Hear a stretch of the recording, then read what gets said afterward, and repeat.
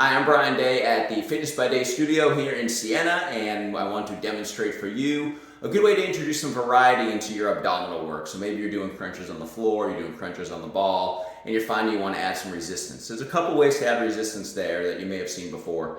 This is a way to do the same motion, but using resistance. I'm going to do it 3 different ways. I'm going to show you using my rope system, I'm going to demonstrate on the cable system, and then also using the band. The bands are great because anywhere you can put a door anchor or have somewhere that you can securely loop the band over is another place that you can do these types of exercises.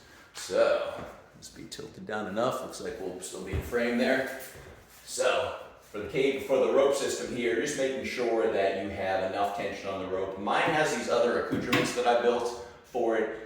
The typical rope system you may find at the gym or at the studio you're working at has a lot of times just a hook up at the top here, so this exercise would be appropriate for that. You want to get so there's enough resistance to pull down against. Coming back, and the key here is that you're keeping a static bend at the knee, and all the flexion is coming from bringing your rib cage closer to your torso. And you're bringing this down. Careful not to overly tuck the chin. You want to maintain at least a tennis ball's width between the chin and the chest.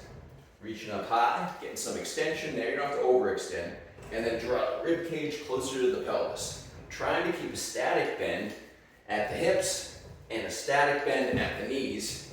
And just letting that curl happen here, which as you can see on a floor crunch, is really what we're doing anyway, right? We have a relatively static bend immediately at the hip, a static bend at the knee, keeping that space here, and we're just curling forward. We're just doing that by way of adding additional resistance, which we can adjust resistance on a rope like this.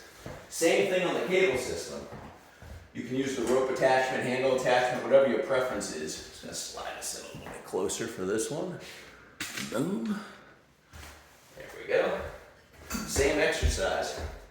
You're just tying these in. I like to keep it just in front of the forehead, so you're not holding it against your head at all, but just as a positioning, a place to place it. You're just curling in, down.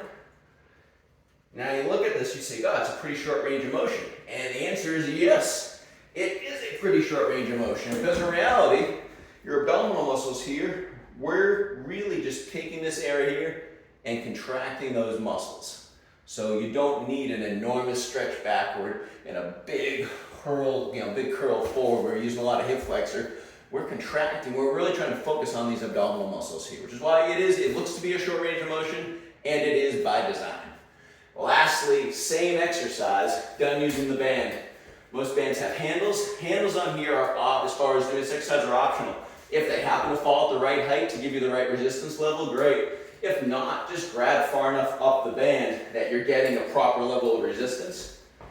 Get up the proper angle, keep a slight bend in the knees, proper angle at the hips, and just curling in. The band is really a great way to do this exercise, as I said, because you can do it around something stable that you may have at your home or in your garage. You can also use a door anchor. I could have left one out. Big loop, goes through the door, comes through the opposite side, so it's secure in place above that top hinge. The band goes through it, and you can do a whole mess of exercises at home from there. I've got some on my website and can show you some of those if you're interested as well. Reach out to me anytime. I can be of service to you at fitnessbyday.com. Thank you very much.